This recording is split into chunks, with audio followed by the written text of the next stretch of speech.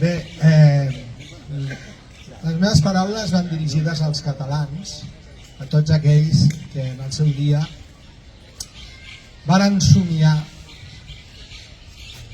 que l'1 d'octubre faríem alguna especial. I ho varen fer. Varen ocasionar una ruptura. Tots nosaltres ens vam empoderar i vam fer realitat un somni, el somni dels nostres pares, dels nostres avis. I com estem avui en dia? En quin punt ens trobem?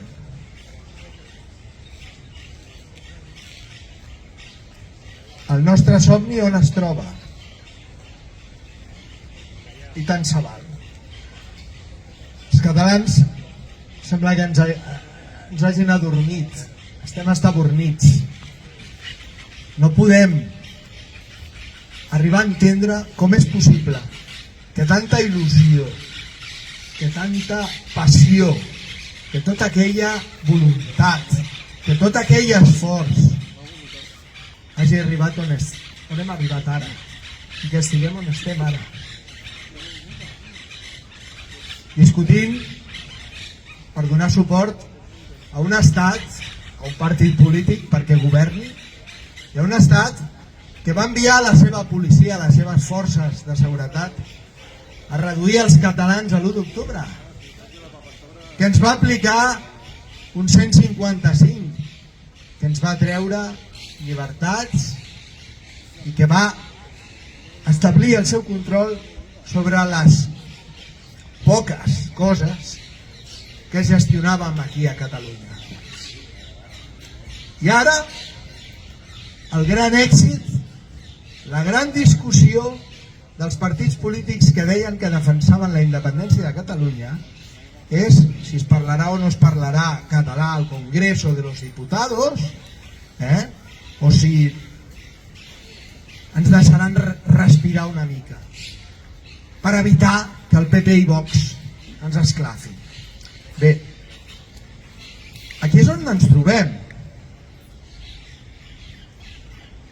Molta gent ha anat a votar a Catalunya i molta gent ha votat els socialistes, persones que en el seu dia varen votar l'1 d'octubre que sí, que volien la independència del país.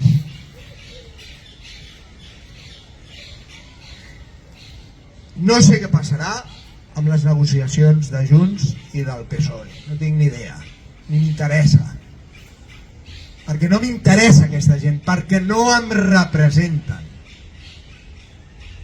ni ells, ni Esquerra, ni la CUP, no em representen.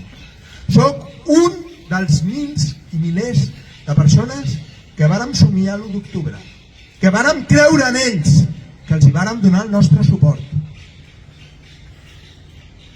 I ara on estem? En quin punt ens trobem?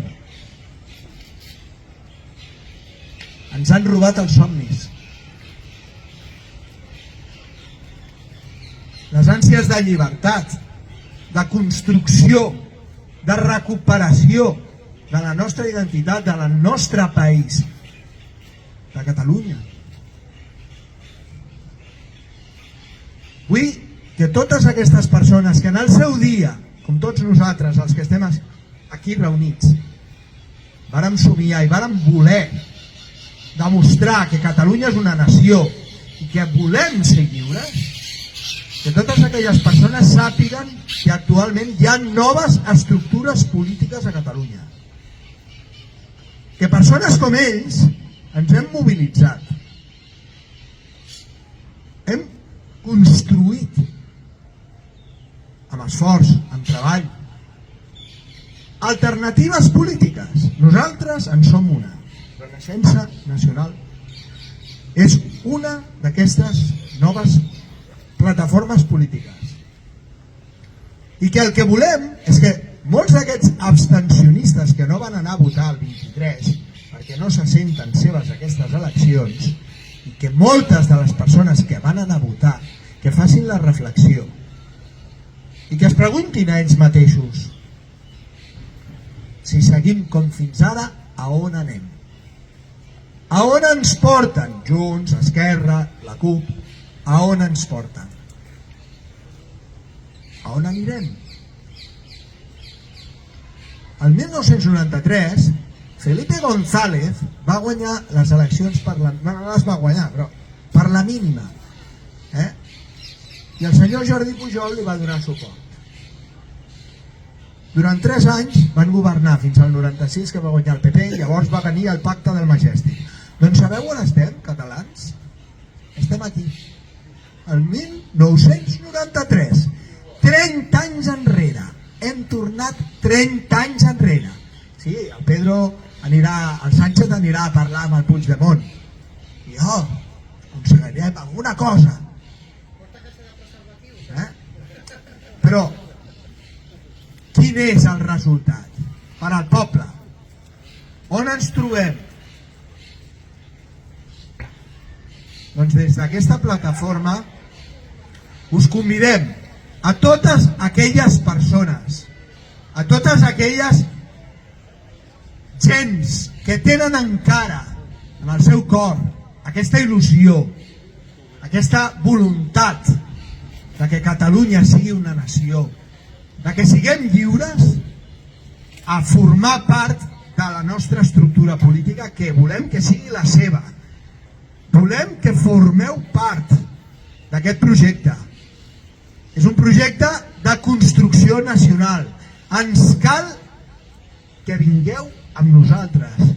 Volem que formeu part, perquè sense vosaltres res és possible. L'1 d'octubre vam fer realitat un somni i després ens el van robar. Tornem a recuperar aquesta essència. Tornem a aquell 1 d'octubre i dies posteriors, no a 30 anys enrere, que és on estem ara. Visca Catalunya i visca la Renaixença i el MIC. Moltes gràcies.